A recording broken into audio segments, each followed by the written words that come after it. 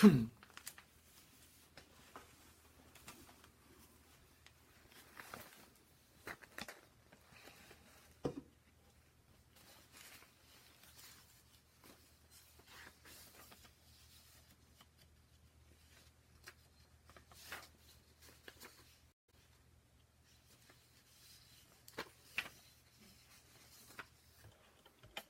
evening, Stacy. Hi, Rob. Glad to have you. Elizabeth, I see you on here. Hope you're doing well. Been a while since we've spoken. I'll give everybody just a minute to get locked in. I got maybe a shorter little Bible study tonight.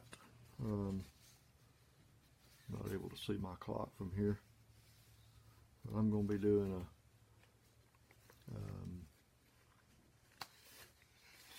a men's Bible study, but ladies are welcome to join also.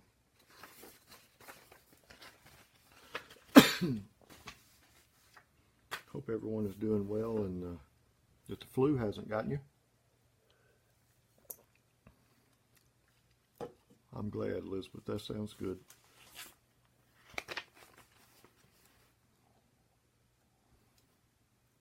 Okay.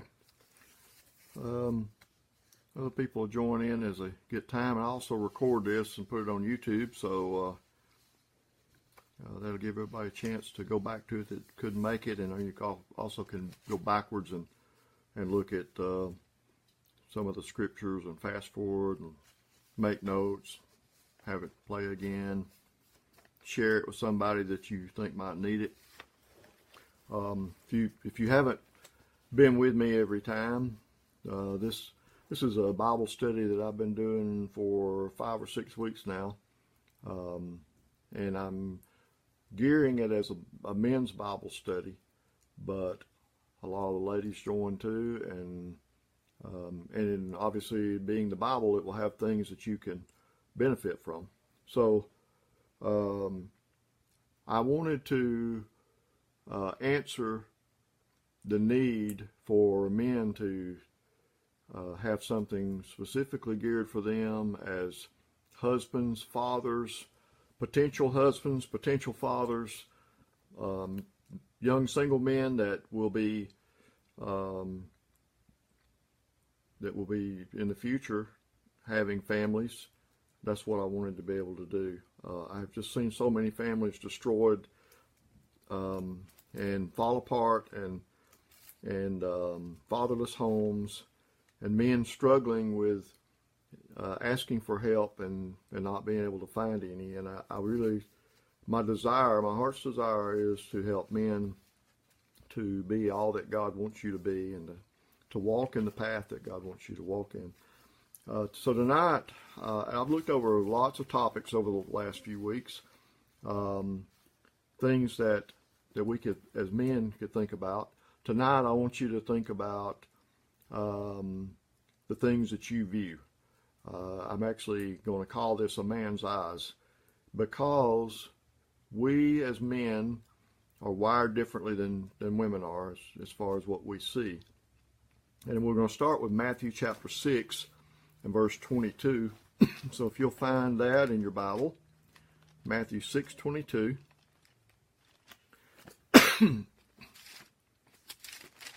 This is Jesus speaking.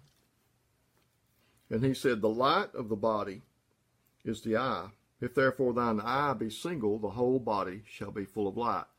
But if thine eye be evil, thy whole body shall be full of darkness. If therefore the light that is in thee be darkness, how great is that darkness?" So, we're going to start off looking at that passage tonight, that the light of the body is the eye.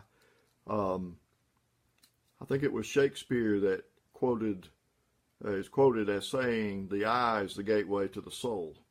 And I actually looked up that phrase or that quote to see if that was biblical. And a lot of people said, well, that's not in the Bible. But this is as close as you can get to that, to say that the eye is the gateway to the soul, and that is the light of the body is the eye. It's what lets things into our minds. we are geared so that we are visual creatures as men. And that passage is really emphasizing that single, your eye being single, the Greek word means simple, whole, or sound. So it means something that is correct. You might think of corrective vision. You might think of something being focused. So if your eye is focused and seeing clearly and doing things that are helpful and beneficial to you in your life, if you're looking at those kind of things, then it's not going to be a waste of your time. It's not going to let your mind receive things. And the second verse says, if thine eye be evil, thy whole body shall be full of darkness. And I believe here Jesus is referring to things that you let in your mind. As we look at these other verses, I think you will agree that that's what this is really talking about, because we could interpret that to mean a lot of different things. But I want you to see tonight and start off with thinking about what comes in your thought process through your eyes. What we watch is extremely important. What we see, what we view, what we put in front of ourselves on the computer, on the television, what we read. Obviously, the things that we take in, they influence us. I looked through a lot of psychological reports, non-Christian psychology reports, and they basically agree on the same things, that men are visual creatures, and men are they base a lot of things on what they see. So that's in Matthew 6, 22 and 23. And then I'm going to move to 1 John chapter 2, and we're going to look at that. 1 John 2, 15 through 17. It says, love not the world, neither the things that are in the world. If any man love the world, the love of the Father is not in him.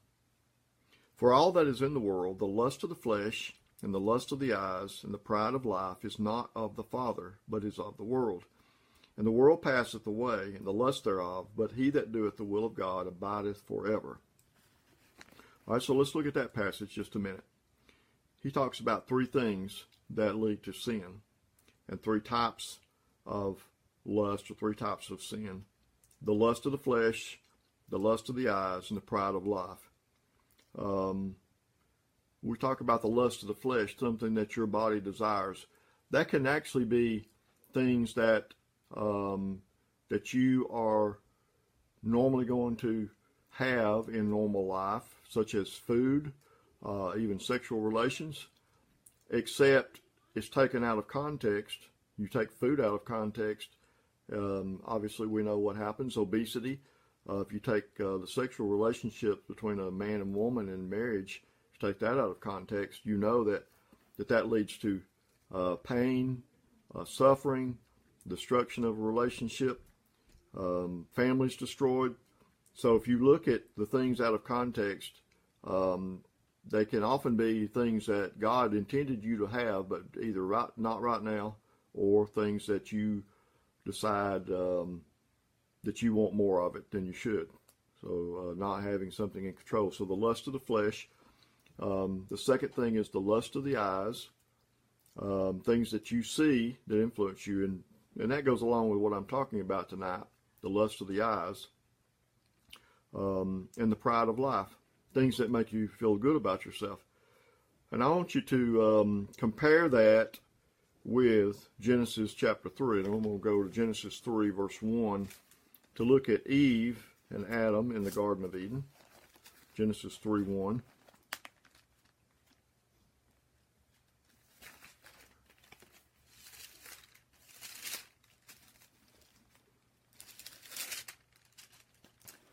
Now the serpent was more subtle than any beast of the field which the Lord God had made. And he said unto the woman, Yea, hath God said, Ye shall not eat of every tree of the garden. And the woman said unto the serpent, We may eat of the fruit of the trees of the garden, but of the fruit of the tree which is in the midst of the garden, God hath said, Ye shall not eat of it, neither shall you touch it, lest ye die.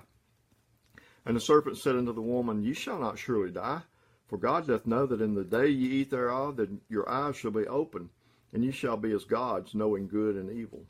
And when the woman saw that the tree was good for food, and that it was pleasant to the eyes, and a tree to be desired to make one wise, she took of the fruit thereof, and did eat, and gave also unto her husband with her, and he did eat.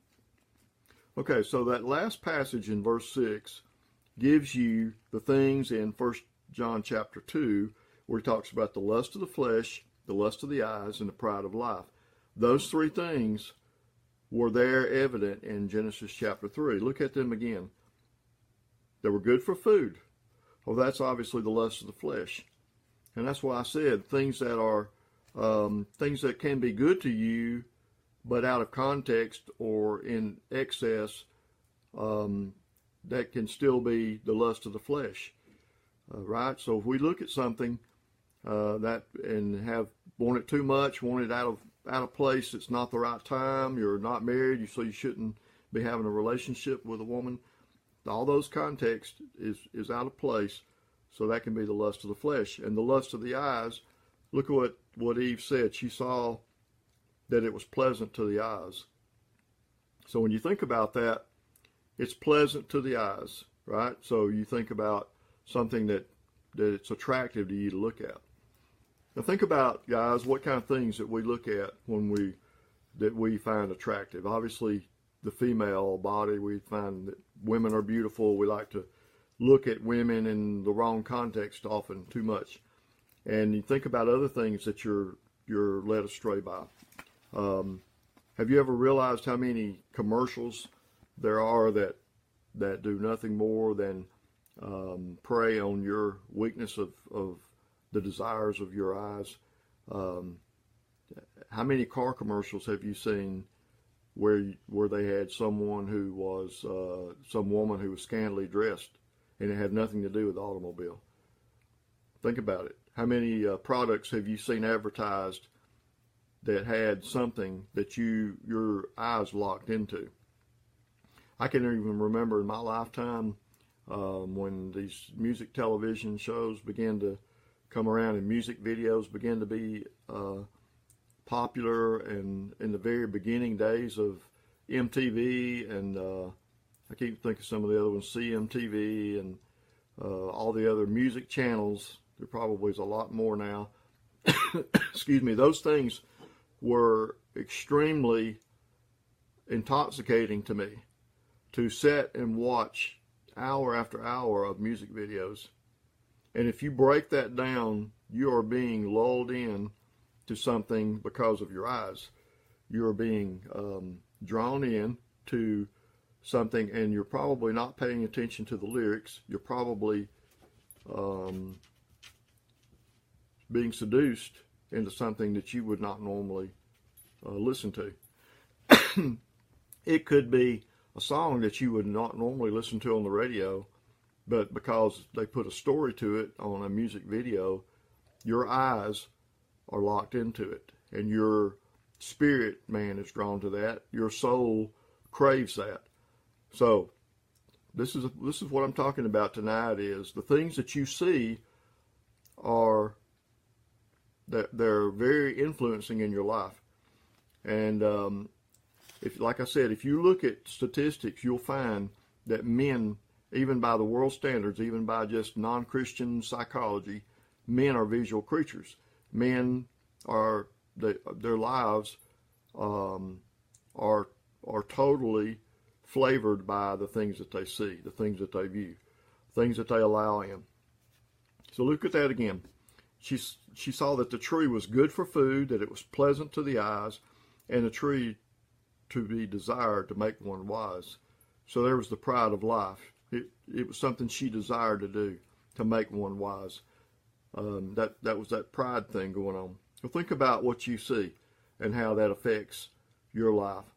You may think that really cute girl is going to make you look good because you've got some really beautiful girlfriend, and that's another add-on to being misled or being led down the wrong path. If you think about all those things, the Holy Spirit will probably quicken you about something that you've been looking at or watching, looking at in error, looking at that you shouldn't be looking at. And I'm going to talk about that in just a minute, because we have to control what we see. Correct? We have to take authority of that. We have to take control of that, of things that we allow our eyes to see. So there are the lust of the flesh, the lust of the eyes, and the pride of life. And there are a lot of good examples of that in the Bible, but I wanted you to see that one is specifically spelled out in the order. And perhaps John was thinking about that passage when he wrote that, because it was in the exact same order. Now I want us to go to Psalms 101, and we're just going to look at the entire psalm. It's only 8 verses long. Psalms 101, 1 through 8. Now, this is a side note. I did a message several years ago, and I called it Christianity 101. And we all know what a 101 class is in college. We have 101 classes, meaning very basic things to kick you off. If you look at Psalms 101, you can see the very basic things of being a new Christian. That is an entire study in itself, because if you look through there and you find out, this is David's psalm, if you look and see what David wrote, he starts off saying I, and all the way through there he says, I will do this, I will do this, I won't do this. And if you look through there, that is the things that Christians should be doing and not doing. So let's read through there. Psalms 101, verse 1, I will sing of mercy and judgment unto thee, O Lord. I will sing. I will behave myself wisely in a perfect way. O when wilt thou come unto me? I will walk with my house with a perfect heart. I will set no wicked thing before mine eyes. I hate the work of them that turn aside. It shall not cleave to me. A froward heart shall depart from me. I will not know a wicked person. Whoso privately slandereth his neighbor, him will I cut off. Him that hath a high look and a proud heart will I not suffer. Mine eyes shall be upon the faithful of the land, and they may dwell with me, that they may dwell with me. He that walketh in a perfect way, he shall serve me. He that worketh deceit shall not dwell within my house. He that telleth lies shall not tarry in my sight. I will early destroy all the wicked of the land, that I may cut off the wicked doers from the city of the Lord. Okay. A little bit to break down there. And you can see all the things I'm talking about, where he says, I will do this. I will behave myself wisely in verse 2. I will walk within my house with a perfect heart. When you make the statement, I will do this, you are out loud stating, as an act of your will, you make an intention to do something. You have made a statement to exercise. You've made a statement to learn to battle something that you're battling with cancer. You made a statement to marry someone. You say, I will. So all those, think about the things that you say I will do to. I will do this. I will do this. Someone asks you to do something at work. I will. That means you're dedicating yourself and promising to do that. So David is saying these things as an act of his will. He is stating that he is going to do this, and it is going to be his choice to do it. You have to make a choice, guys, of what your eyes take in. First, he says, I will behave myself wisely. Then I will walk within my house with a perfect heart. And verse 3 says, I will set no wicked thing before mine eyes. Now, I want to stop and linger on that passage as it goes along with the study. I will set no wicked thing before mine eyes. So think about what kind of things you might have set before your eyes. Think about what's in your house. Think about what you do every day. We are living in a video generation.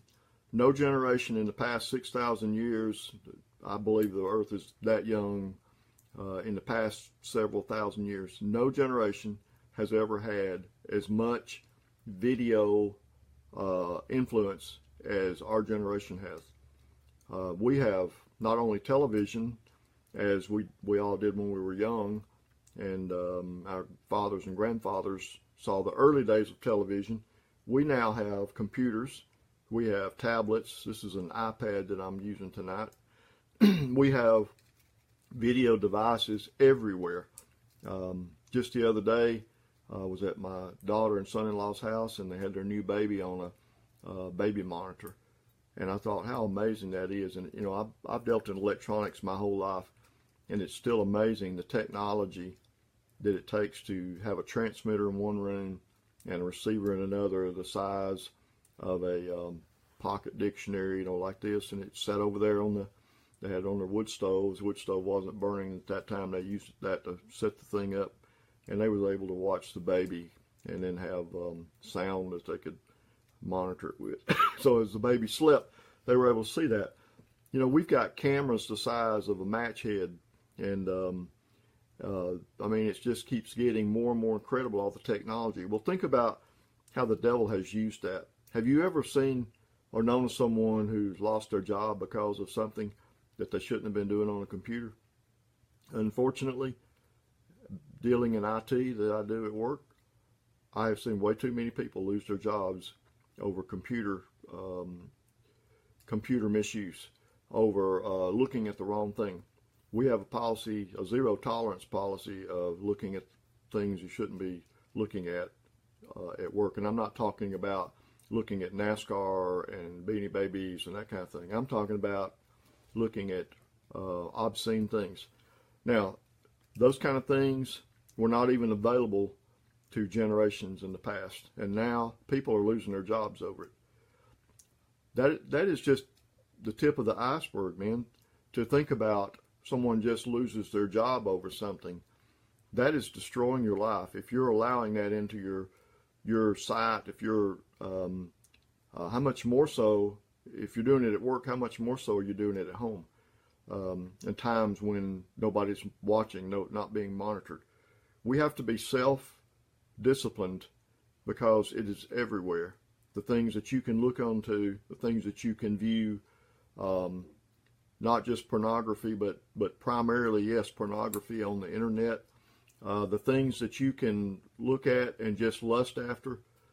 And just as another example, growing up, we had one catalog that came one time a year, and that was the Christmas wish book from Sears.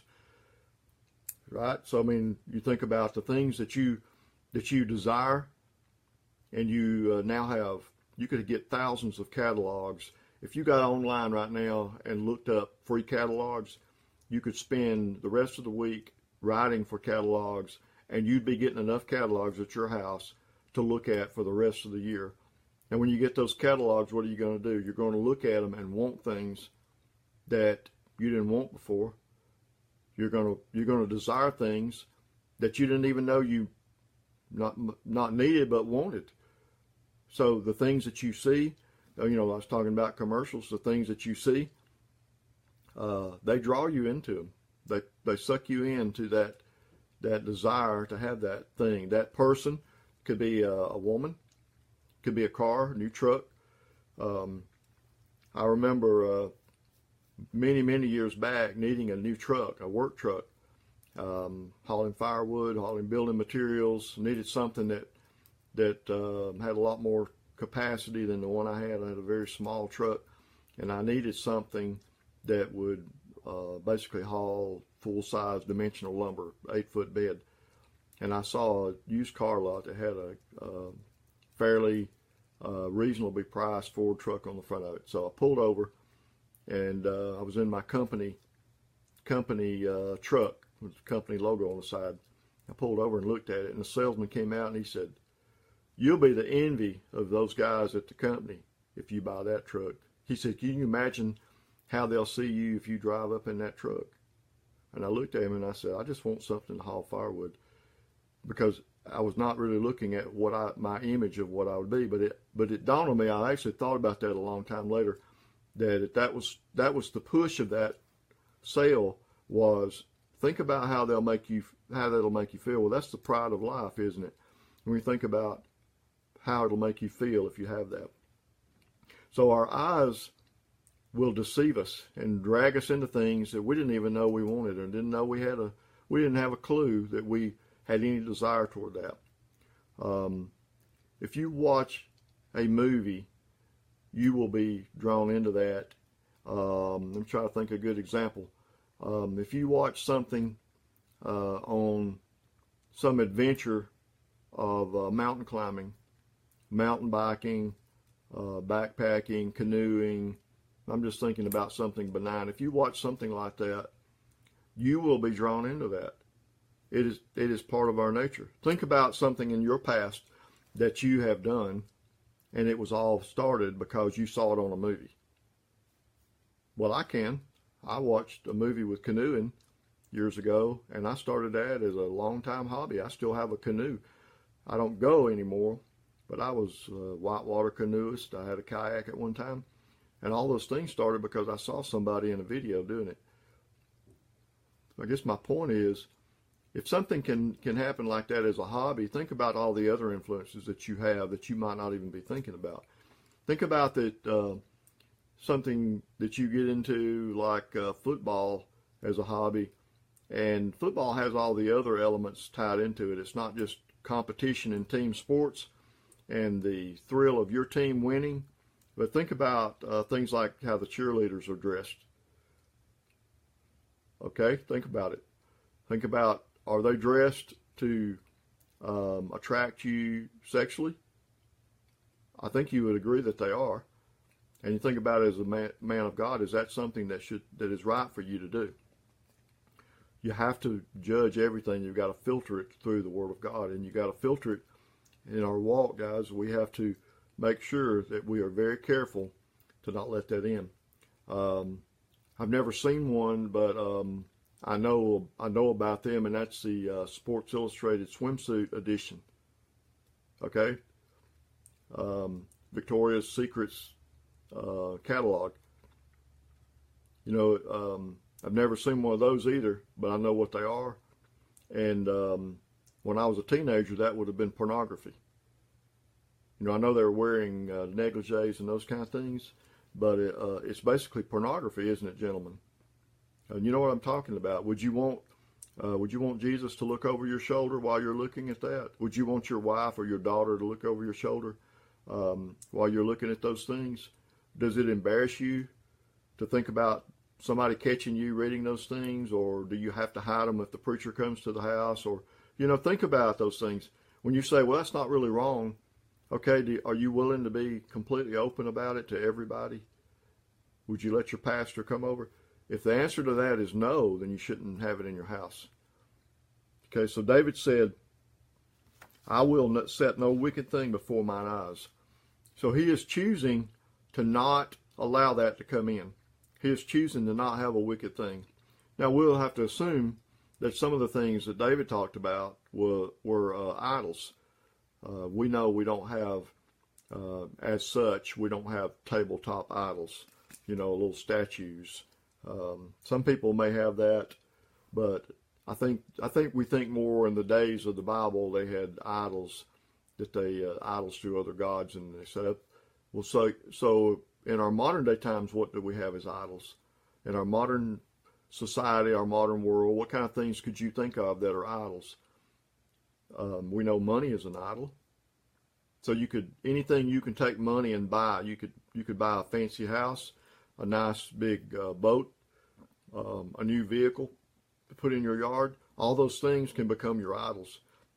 You know how I know they're someone's idol? When my door bumps it in the shopping center parking lot, my door bumps it, and the guy starts screaming and pounding his fist and saying, you know, that he's going to sue me, and there's really not even a scratch on it. You know, if you're that concerned about that vehicle, that is your idol. If you are so concerned about someone, you get something new, and then all you're worried about is someone stealing it.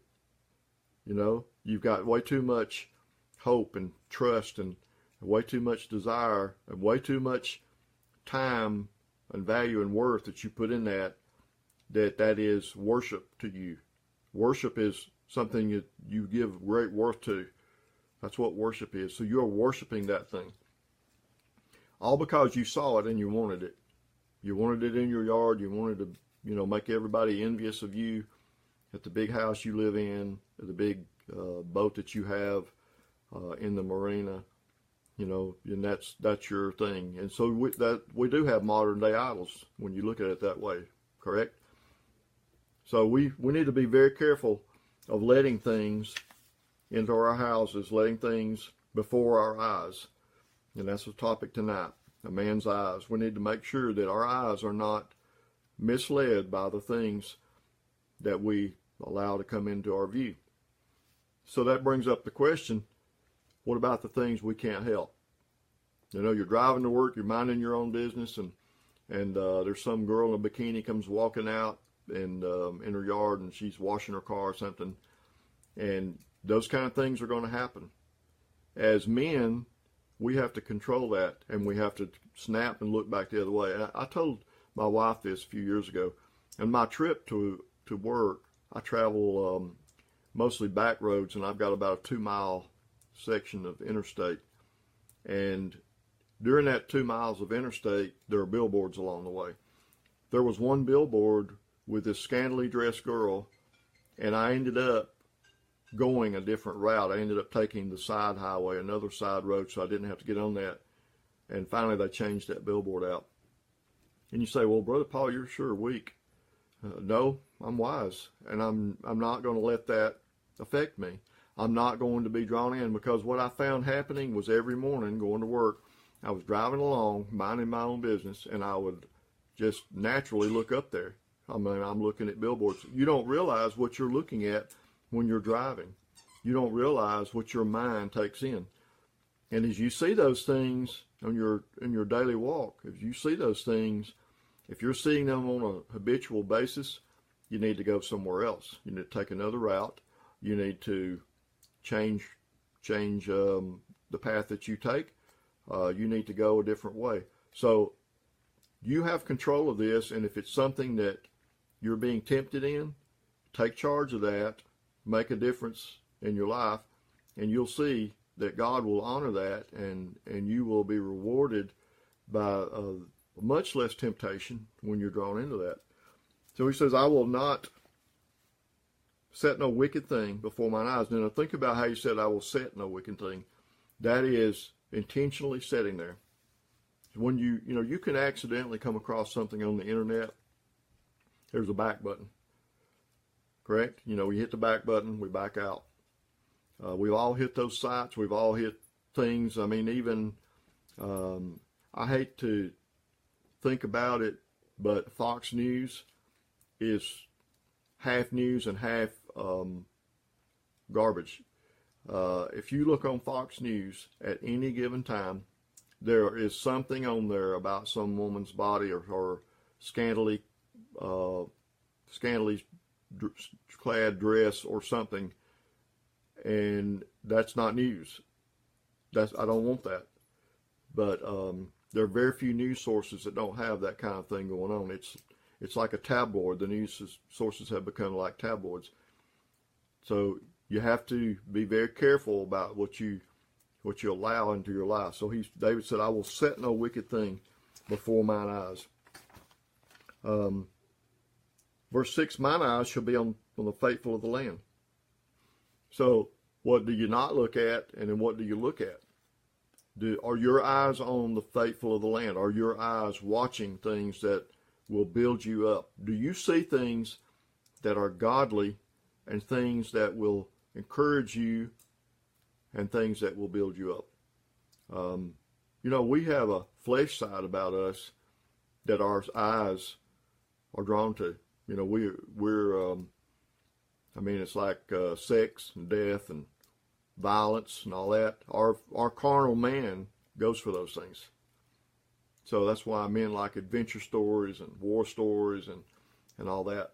And men rarely watch things that are of the heart. We call those chick flicks or women's movies, And so if you're looking at those things, you need to be very careful that you're looking at something that's going to be edifying to you. Be cautious about what you're watching, and make sure your eyes are set on the faithful of the land. That your eyes are set on people that will encourage you, that you're watching. Obviously, all of you are watching Bible study tonight, and that's good. But that doesn't mean I'm the thing that you're supposed to be watching. You need to be watching people of God so that you can know there is another side to life, right? Somebody just gave me a thumbs up there. That's good.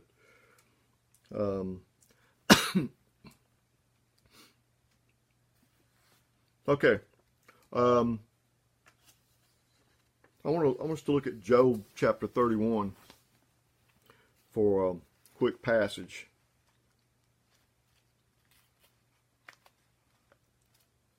Job 31, verse 1.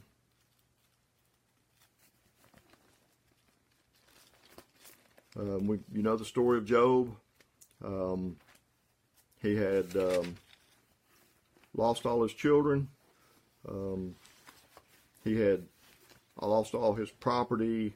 He'd come down with sicknesses and was in torment and being tested.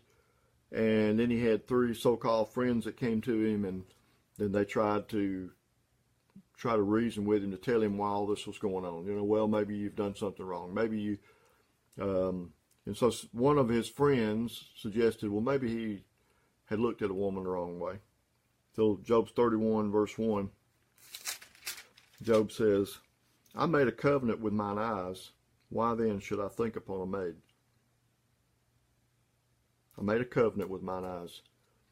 Now, I don't often like to take single verses because so often they can be taken out of context, but I think that's very clear what Job is saying, that he made a covenant with his eyes in stating that I've made my mind up, I won't look at something. He wouldn't look upon a maid. He chooses not to do that. We rarely have the opportunity to meet someone who's going to become our life partner that we aren't driven by the view first. And I guess by that I mean, you know, we look for someone we think is physically attractive. We rarely see relationships that start off with someone people just knew each other, and then later on they just loved the person inside. You know, we think that the person's got to be physically beautiful. And in doing so, we cause women to want to dress up and become, in a lot of ways, unnatural, not the person that they really are, without makeup, without their hair fixed up and all that. You need to be able to love that woman if she doesn't have any makeup on, and, you know, 20 years down the road, and you know, neither one of you are looking as young as you were. You need to make sure that your love is not based on that person's, what they look like. We need to make sure that our eyes are not the deciding factor in a relationship. That does not say you can't fall in love with someone beautiful. I think my wife is one of the most beautiful women that I've ever met, or if the most beautiful woman I've ever met. I always have. But I want you to make sure that you're not drawn totally on the physical package. I've often thought about if you are looking for a car, looking for an automobile, and someone says, I got a great deal on a new Camaro. You can get it at half price. Can't test drive it, but I'll sell it to you for half price, sight unseen. So I go down there and I buy this car, and then there's nothing under the hood. There's no engine. Well, this one came off the assembly line a little early before we put the engine in it, but you got a good deal on it. I mean, how many times have you seen relationships where men and women fall in love with each other because of the way they look? And you do know that when we're dating and when we're courting, we are putting on the front, because we only, you know, during that time period, we only see each other for 2 hours a week, or maybe a little more than that. And you can sure be a different character when you're doing that. So my point is, the view, man, you know, judges on the outward appearance. God judges on the heart. And we need, as men of God, we need to judge on the heart, don't we? So make sure that you're like Job. You make a covenant with your eyes, and that you make sure that you see beyond that person's outward appearance. It's fine if they're a beautiful person It's fine that if this man that you're drawn to is handsome. I'm saying you need to make sure you see that person's heart. And guys, even we are often want to be buddies with the man who's very handsome and the nice looking guy, and we tend to shy away from the guy who's maybe not so handsome. Maybe he's clumpy and he's not an athlete. You know, I mean, all the athletes, they not only get all the girls, but all the guys want to be their friend, right? In high school. So you know, even us guys, we're moved by the appearance. We think that everybody's appearance is all there is. And so, okay, that's Job 31, verse 1. And Matthew 5, and the way I wrote this, I almost looked over my own notes. Matthew chapter 5, and verse 27. And I'm going to read down to 30.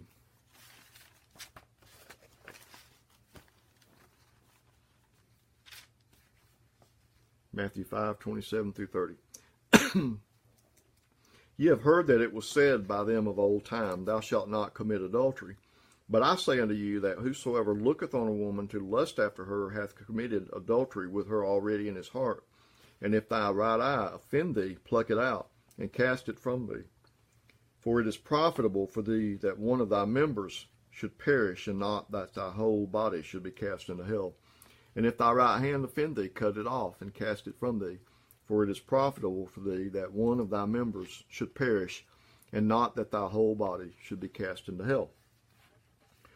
Okay, so this is read in my Bible, which means it's Jesus speaking.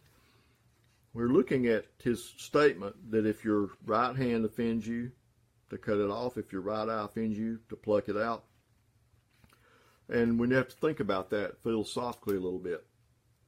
I've never heard in all my studies, in the entire history of the church, one person that plucked out their eye or cut off their hand. Not one time. I'm not saying it hasn't happened. There may have been someone who felt compelled to do that. But generally, we've not thought about that. It's not a literal thing. Jesus is making a point here how important it is for you to keep your eye from offending you. Now, what does he mean by that? Look at the passage right before that. Because right before he says, if your right eye offends you, pluck it out. Well, right before that he says, whoso looketh on a woman to lust after her hath committed adultery with her in his heart. So he's telling you that your lust through your eyes, even if you have never had physical connection with that woman, even if you have not even met that woman and she doesn't know you exist, if you are lusting after that woman, you've committed adultery. That is Jesus' rules. People sometimes argue about if the law is still in existence, and they say, well, the law is passed. We're under grace now. I find that the New Testament is harder to follow than the law ever was. I mean, look at this. We're supposed to love our enemies, right? In the Old Testament, it was an eye for an eye and a tooth for a tooth.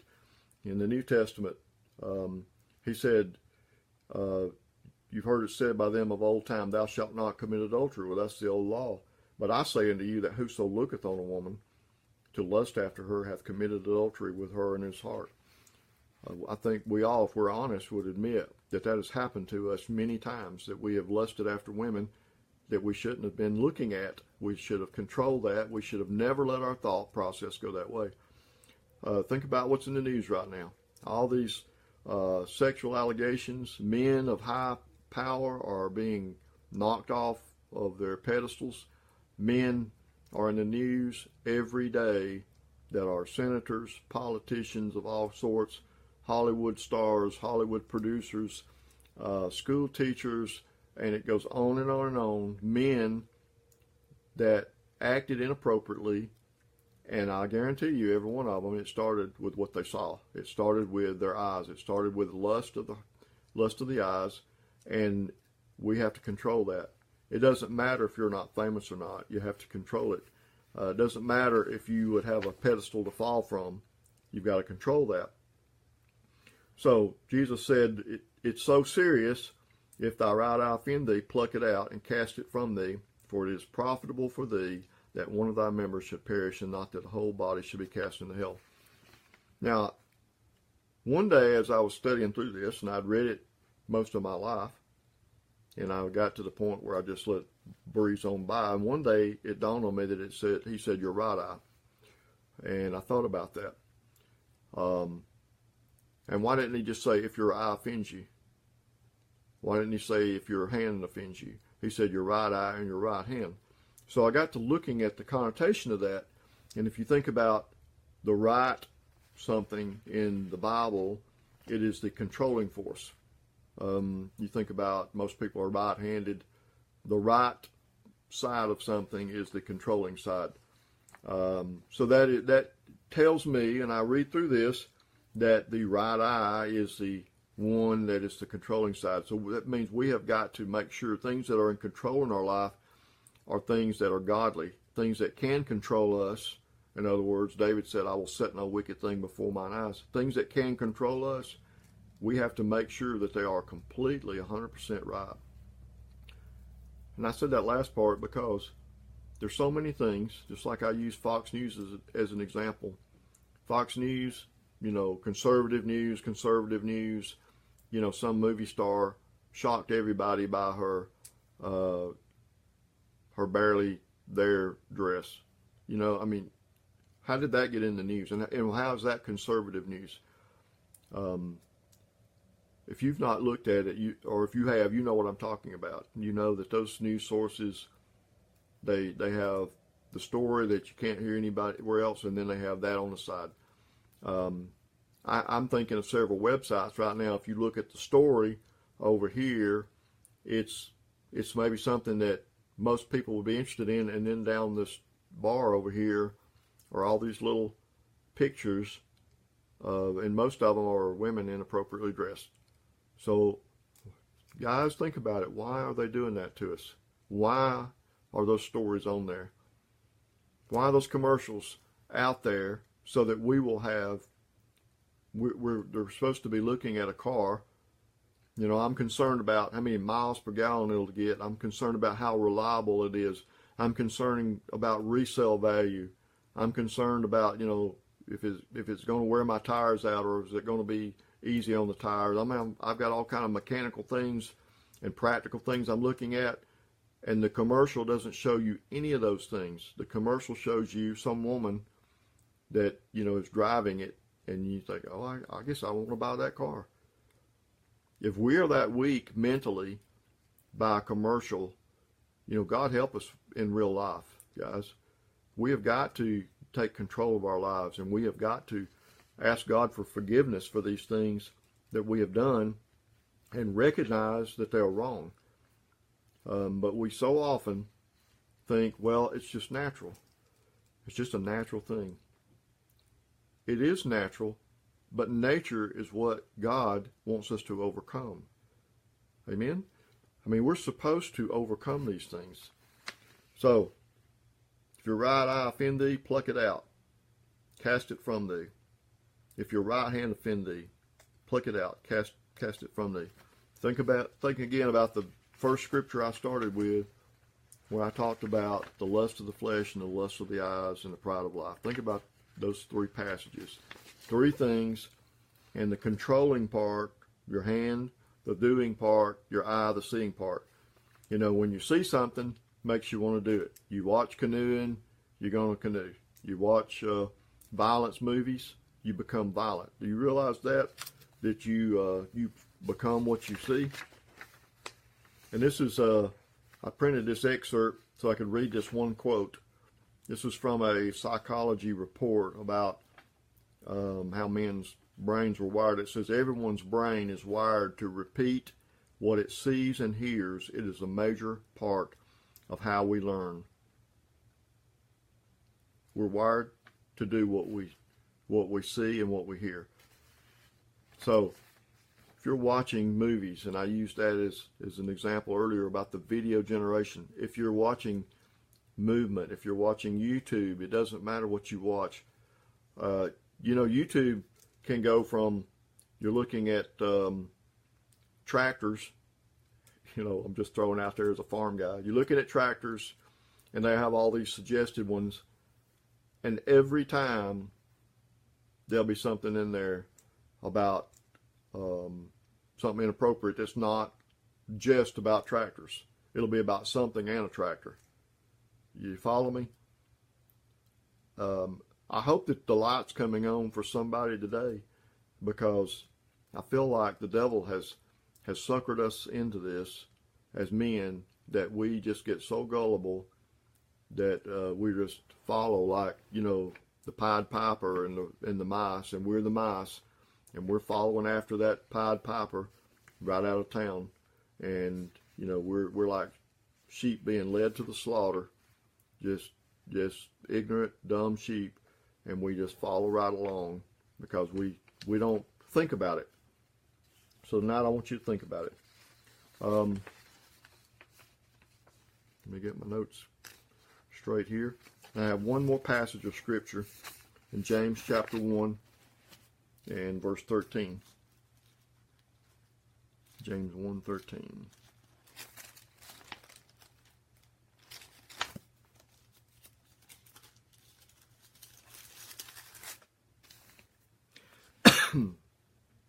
Let no man say when he is tempted, I am tempted of God. For God cannot be tempted with evil, neither tempteth he any man. But every man is tempted when he is drawn away of his own lust, and enticed. And then when lust hath conceived, it bringeth forth sin. When sin, when it is finished, bringeth forth death. Do not err, my beloved brethren. All right, so there's 3 steps there to full-blown sin. Every man is tempted when he's drawn away of his own lust and enticed. So the first stage is enticement. Now, don't you agree that when you see something that you're enticed? I mentioned going down the road and you're minding your own business and some woman in a bikini comes out washing her car and you're enticed. You have that opportunity. That is the chance to snap back to the road where your eyes should be anyway, and keep going. Have you ever noticed that there are lots of wrecks around those kind of scenes? I've actually witnessed a couple where, you know, some woman would be broke down on the side of the road, and then everybody's looking over there, and all the guys are looking. You know, should I stop and help her? You know, she's kind of attractive. And then all of a sudden they rear end the person in front of them because our eyes are not where we're supposed to be. Spiritually, guys, that's a physical thing, but spiritually, think what's happening. You know, you're having spiritual wrecks because you're looking at something instead of focusing on the path that God wants for you. You're looking at something on the side. It's sideline stuff. We take a driving course fairly regular at work because we do a lot of driving, and driving is probably one of the more dangerous things that we do. And one of the things that they talk about in this driving course every year is keep your eyes on the road. Don't let distractions take you, you know, to you're looking at something else. Don't let distractions.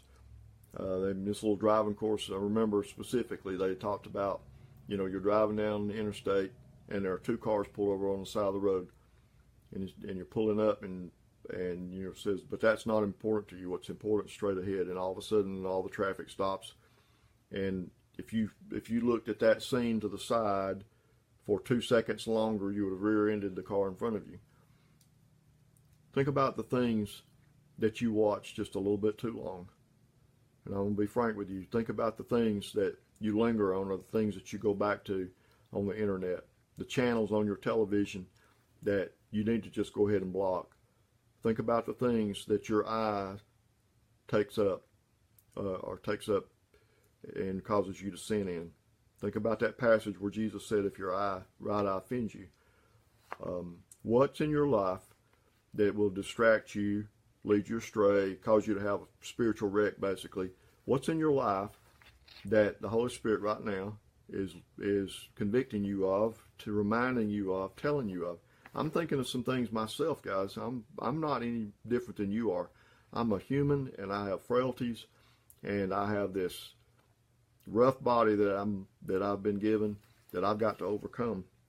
We've got to make sure that let that take place, that we're enticed. And then the second thing in verse 15, when lust hath conceived, it bringeth forth sin. Then when sin is finished, it bringeth forth death. Think about the worst crimes that you have ever heard of. Pick any of them. Those crimes started with a thought.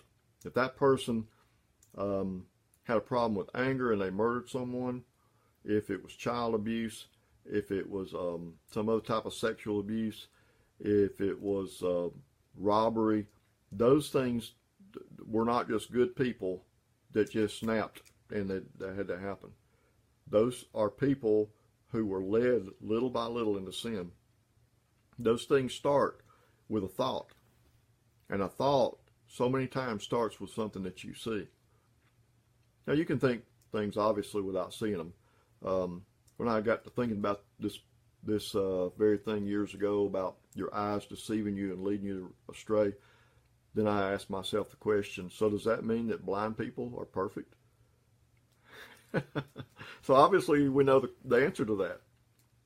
Obviously you know that just because you put your hands over your eyes, it doesn't mean you'll never sin again.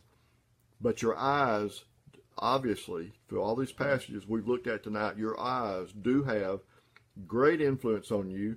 They have such control over your mind that you tend to, as that secular thing said, you tend to want to repeat what you've seen. I mean, think about a movie that you've seen. You never thought about getting a motorcycle before, but you go see a movie and the guy's got some fast motorcycle and there's a chase scene in it and it gets you all excited, and you watch this as a man and you see that and it looks like such fun. Nobody ever bungee jumped until they saw it first. You know, somebody has to come up with that, and obviously, but you know, we see that and then we all want to copy it. Television and the media, the internet, has caused generations of young people to swallow goldfish, sit on flagpoles, do the Tide Pod challenge, and on and on and on because they saw somebody doing it. Think about it. The things that the teenagers, the young generation, have seen are because they saw it done somewhere. They saw skateboarding. Where I grew up, you know, we had dirt roads. We didn't have sidewalks. I didn't learn to roller skate because I lived out in the country and we didn't have roller skate rinks, and we certainly didn't have sidewalks. So there was no need. I could have gotten a brand new pair of roller skates and I couldn't have used it on the dirt road. I mean, you know, really. But kids do this stuff, all these things, they want to learn to do it because they saw somebody do it. Have you noticed that they all dress alike because they saw somebody else dress that way? You know, turn the cap around backwards or wear the cap flat out like this, or, you know, styles change through generations.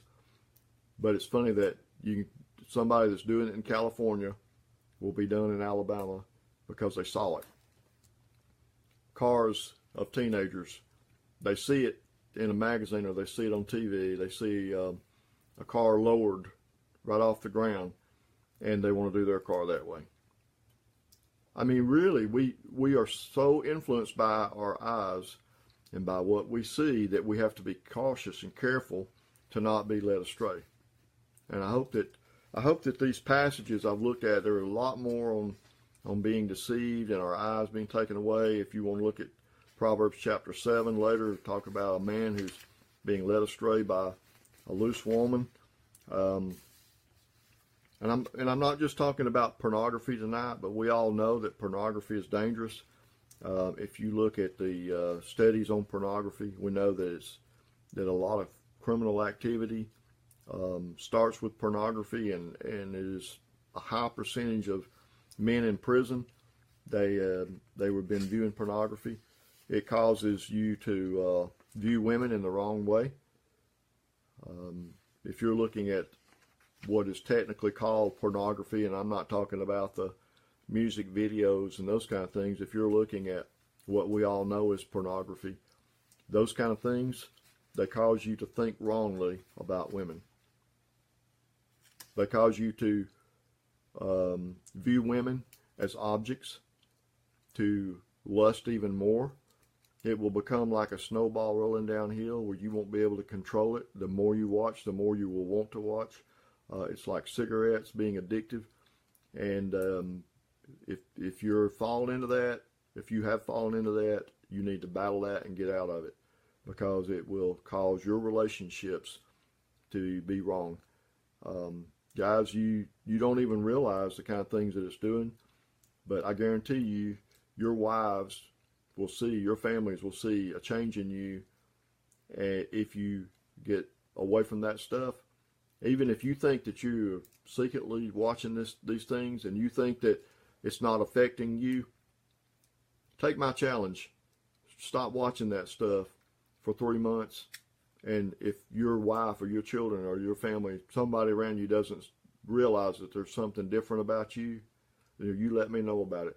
I guarantee you it's affecting your life, and you need to make sure you get that stuff out of your life, that you battle it.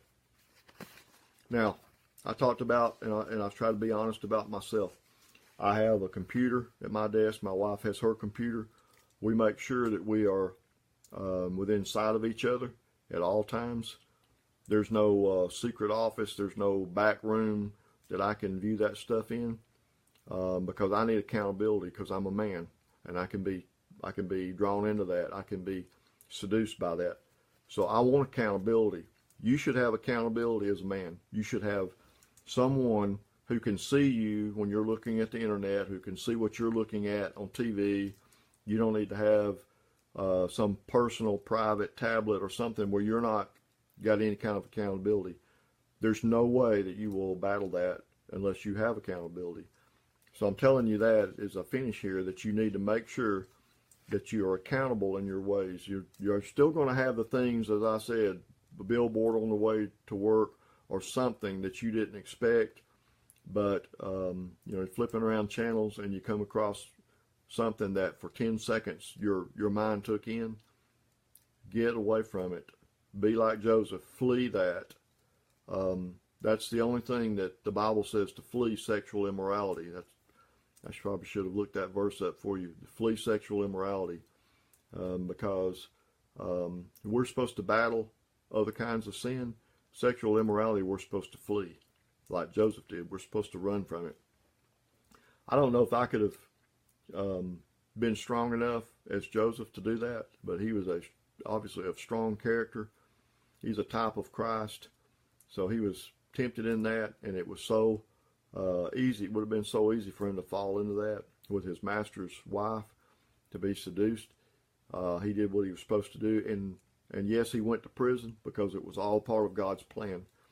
But gentlemen, we need to make sure the things that your eyes view are not something that's going to lead you astray.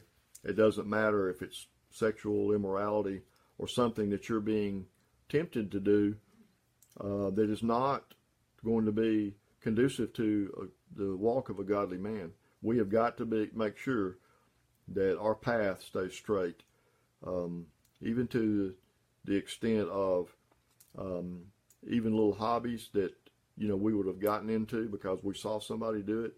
A lot of times they are nothing but distractions in our lives, a waste of our time. And I have to admit, in my own life, I've got way too many hobbies. I've got way too many things. My closet is full of things that I can go in there and I get bored with very quickly. Well, why did I do that? Because that was a weakness for me. I see something, I think I want to learn to do it. I think I want to take up the banjo. I think I want to do woodworking. And all these things, they're benign things, but yes, they take up all my time if I float from one to the other. So even in something benign or seemingly not sinful, that doesn't mean we can do all those things. Be very careful about the influences that your eyes receive. And I'm going to finish with that. I'll give a few seconds for it to catch up because I understand that there's a delay. If these studies have been helping you, you can private message me. Let me know something that you want to study in the future, the topic that you want to talk about, and I'll try to get this recorded and put on YouTube for you.